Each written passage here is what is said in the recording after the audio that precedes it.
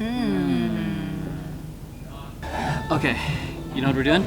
No. No, we're gonna be answering questions on dance. Okay. What's going on, everyone? You're watching Emeroy TV, the place to move, groove, and grow. And today I have a special guest, Lizelle Marie.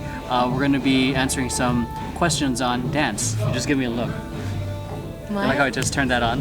You just turned it on. It's quite professionalism right there. So that's what pros do.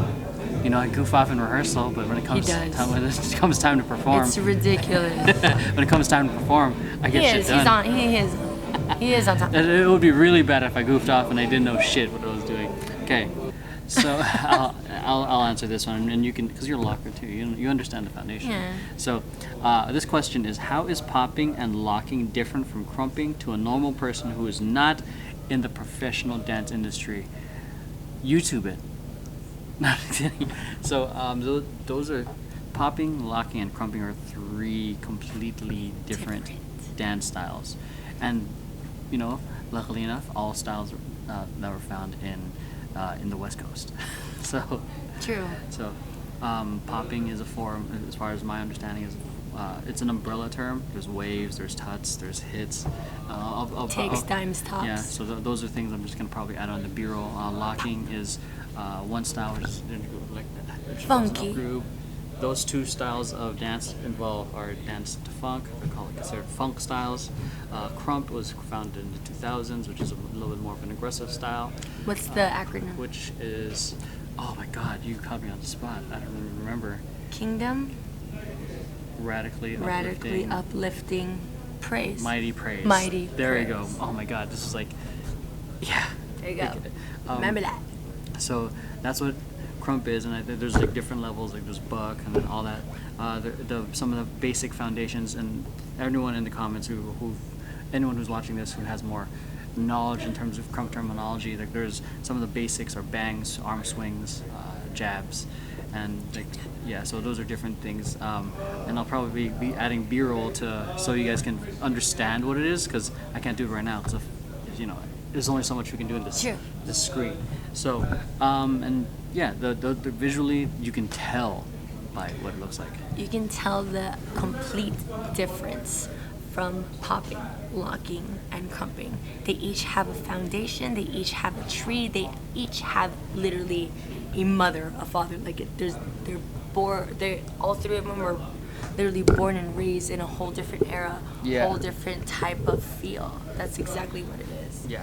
So cool. All right. Next question is, how many hours a day should I practice dancing hip hop to be a great dancer in 1 year? Okay. So this is honestly my advice to any type of growing dancer. Okay, any type of dancer. You can take dance classes like 1, 2, 7 dance classes a day, but if you don't do your homework and soak in all the information that you are literally learning from that one hip-hop dance, then you will never be that great dancer. Get out of here, Go. I hate him. You will never be that great dancer. Make sure whatever dance class that you take, even if it's not your style, even if you're like, yo, what is this? I am lost. Take it. Mm-hmm. Soak it in. Sponge whatever it is that you take from that one class, from 2 classes, and you will be literally a great dancer in 1 year. And also, it takes huge commitment. You got to commit to that. Yeah. You got to be patient with yourself. Yep. Because in reality, let's just be honest, you will not be that perfect dancer in a year. There's no such thing. Absolutely no such thing. But you're sure as hell going to be You're going to be good. a lot better. You're going to grow. A lot more better. You are going to definitely grow. If you're wondering what all the commotion is, we're literally in the middle of rehearsal. We got a show this Wednesday, and we got some downtime, so I might as well might as well create some content for you guys. I mean, I agree. The certain things, if you guys watched any of my previous videos, progress within a year depends on the frequency as well. Frequency and feedback. Like, how often are you practicing? How often are you getting feedback? Because you can practice a move or a routine all you want, but if you're not getting feedback in how it looks, you might be practicing something wrong for a very long time. And the same thing, frequency. Practicing once a week or taking class once a week is very different from someone who dances every single day. So I shared this particular one from BuzzFeed Yellow. I forgot what they're called now. No. The one where the girl learns to dance in 30 days.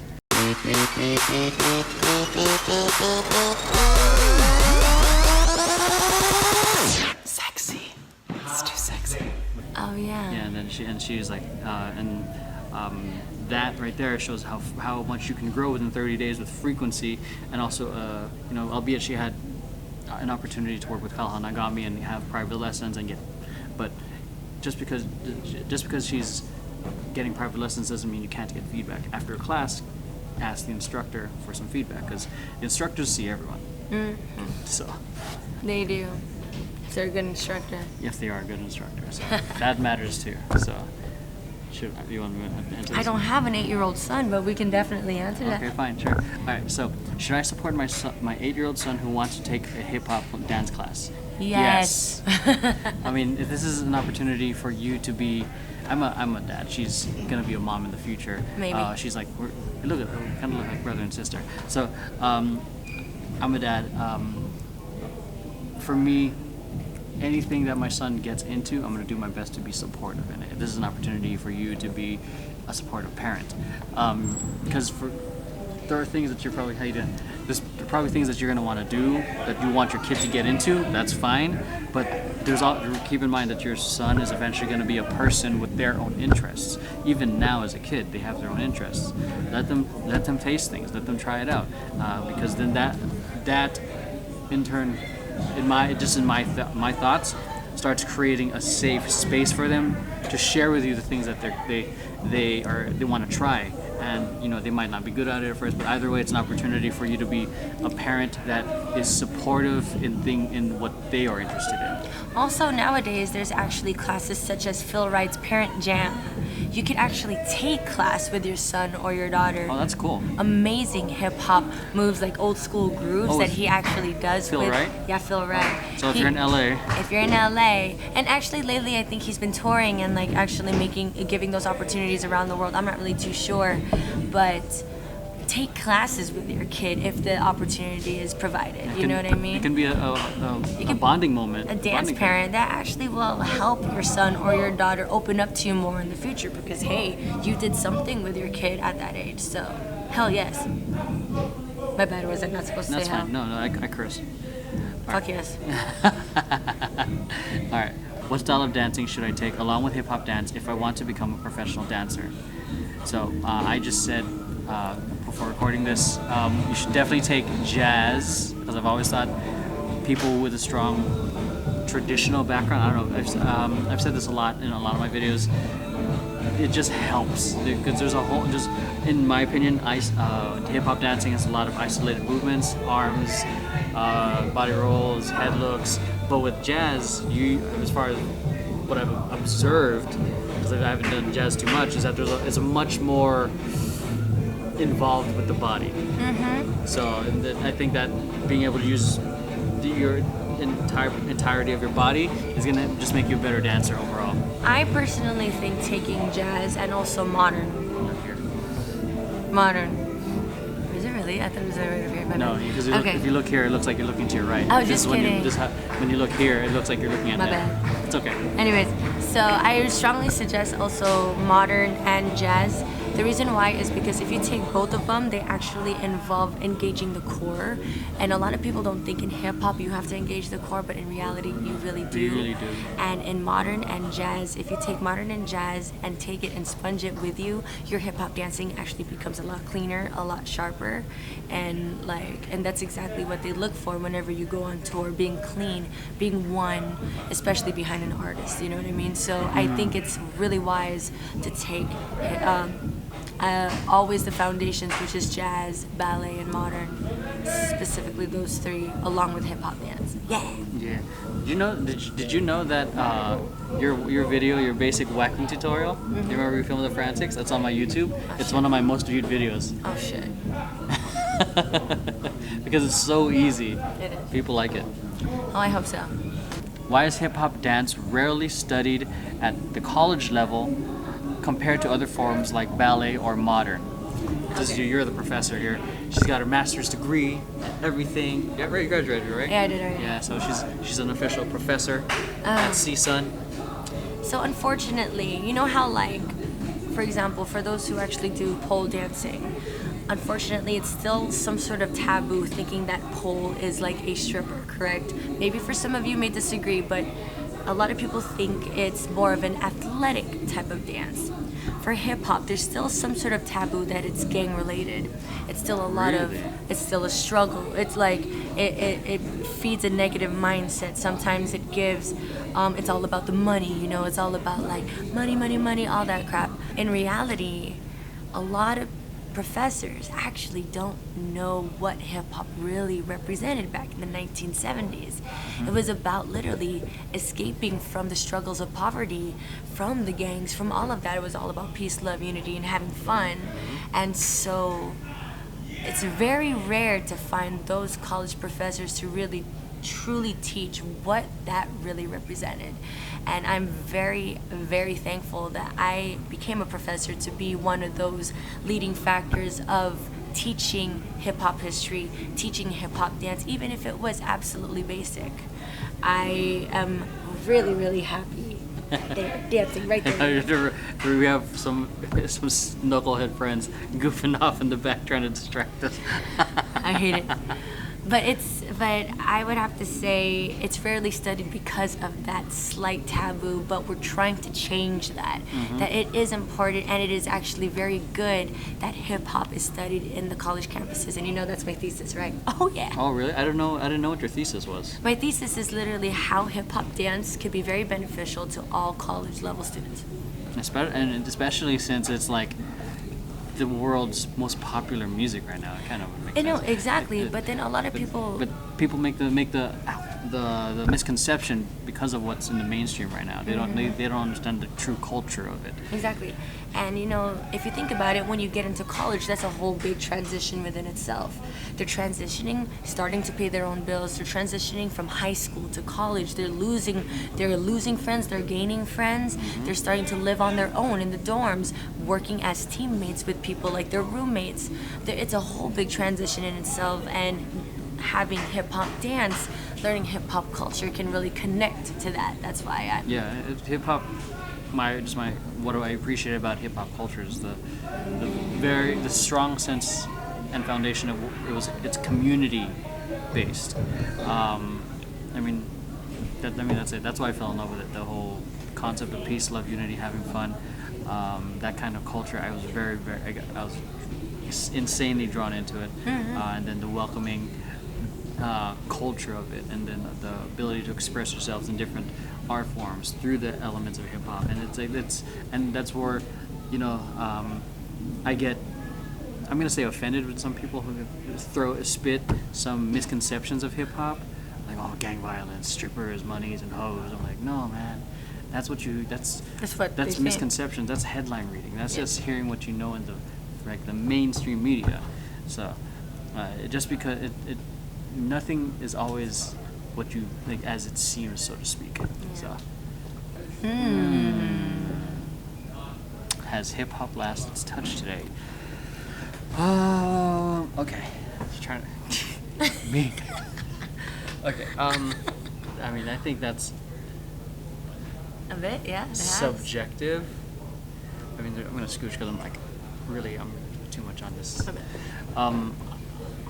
We're That both sucks fluff. to say. There's things I appreciate about this current generation of rap, so to speak.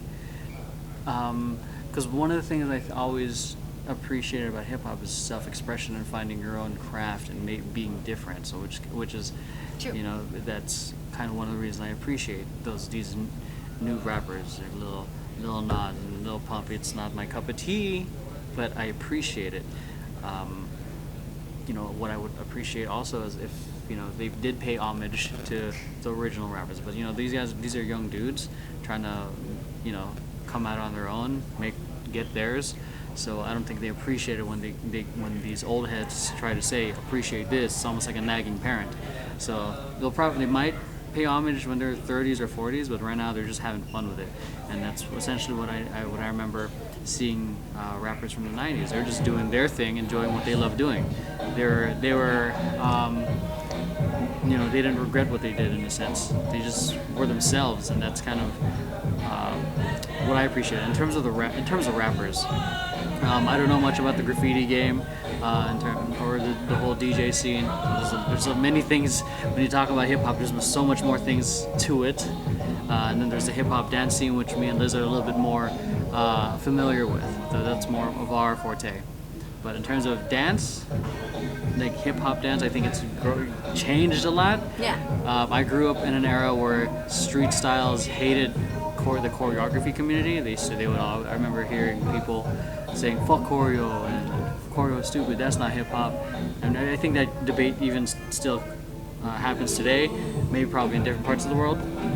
But I think now, thanks to events like World of Dance and Hip Hop International and things like that, it's unified the dance scene, and then try to aim to really push that essence of hip hop in the dance culture. But in terms of how has it lost its touch, I think it really depends on which element you're talking about. I think the one that's really been taken advantage of is the MCs or the rappers nowadays, because now there's a divide. Like there's a rapper and there's an MC. There's a break dancer and there's there's a fly on my ear. Oh, is it in your ear? No, it like flew right here. Did I say like right that? So, as I was saying, there's a break dancer and there's a b-boy. There's a tagger. There's a graffiti artist. Yeah. There's what do you call it? I think a DJ, and then there's a turntablist. So they've made. Oh my gosh, are you serious? Turntables? Yeah. So they've Still learning. so they can have distinctions between the mainstream And the old misconception school. and then the actual art of because anyone can get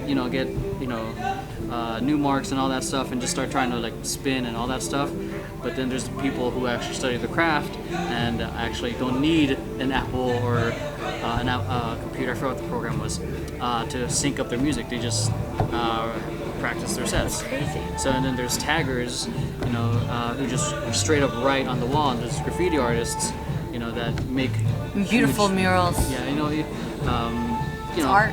That's the art of it. And then, and when I was growing up, break dancers were people who just did moves. So who can do a head spin, who can do a flare, air chair, whatever it is. But anyone can learn a move. But it's another thing to have your own style and approach to it. So has hip hop lost its touch today? I think it depends on which community you're talking about. Yeah, I think it really depends. In my mind, why people think also why hip hop is lost. If I just want people to really understand that it's because of what happened. Hey, how are you? Good, sleepy. You look comfortable. They're all in there, boo boo. Yeah, they're in there. But back to what I was saying. Because of the OGs, people were inspired. So because of that inspiration, they evolve and they start, and then once they evolve, sometimes whoever started it here, and then all of a sudden here, they forget where the roots came from sometimes, you know what I mean? So it's really up to us to really educate the history and reality, but it depends. I think it's a classic case of history repeating itself. I remember hearing a rapper and someone, I forgot who, but hip hop right now is reflective in terms of how disco was, where it's all about partying and drugs and all that kind of stuff. So was he filming us? He was totally filming. He was gonna do like a little zoom, super zoom. So, but that's why I think it's important to know the history of something so you can then prevent repeating it, repeating mistakes of the past. So even right now in the b-boy community, there's some people are hesitant of b-boying or breaking going to the Olympics because they're afraid of being taken advantage of again. It's almost like getting into getting to a relationship, you get burned once, you don't want it to happen again. And this is now we're talking at the level of a community, an entire scene. So, huh? Really bad sex. Jesus. You don't ever want to go through that again. Yeah. Or if you've ever been in a relationship who's just emotionally unavailable or just complete asshole. Or just really bad sex. Yes, or really bad sex. I hope we don't get demonetized for this. So this question, we're just reviewing it, kind of like had to make sure that we were aligned in answering this. So the question is, my wife is a dancer, and it's embarrassing to talk about it when it's, what do your parents do for work day at my child's school? How can I respectfully talk to her about seriously considering a career change? What? Are you serious? Okay. We're both dancers. It's probably one of the best jobs to Ever. do. But I'm not gonna lie, it's not easy. It is hard as fuck. One of the things you'll learn as a dancer is you gotta learn how to fucking hustle. You gotta learn how to hustle. And then the fact that she's probably in better shape than most of the other parents who are just sitting in front of a screen. The fact that you're telling your wife to change something that she loves is insanely disrespectful to her, what she's passionate about. One of the things that I value in a relationship, and this is now me projecting, is acceptance of the other person. If you're going to be in a relationship with them, that's accepting them for the good, the bad, and the embarrassing. You can't force change on someone else and just because it makes you look bad. And for me, on career day for my son's school, I did demos for 3 different classes, 2 kindergarten classes, 1 first grade. I was wearing a unicorn hoodie.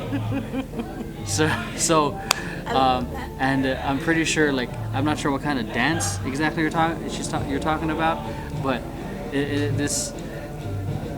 Hell, even pole is cool. That's athletic as hell. It's not easy. Yeah, if done tastefully, but even then, there's the sexualization of it is on the beholder, on your interpretation of it.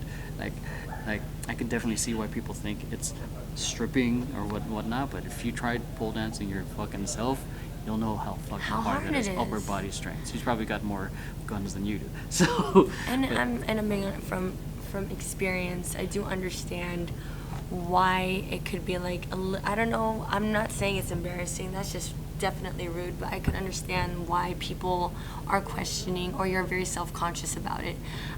We both come from traditional, well, I do, I don't know about him, but I've come from a traditional Filipino family that think dance as a career is playtime. Yeah. When it's not. Yeah. It's a real job. You put hard work into it, and not just learning how to dance, taking care of your bodies, eating right, your body your is the product. image, you're the product. And so it's not playtime, it's actually one of the hardest work jobs ever.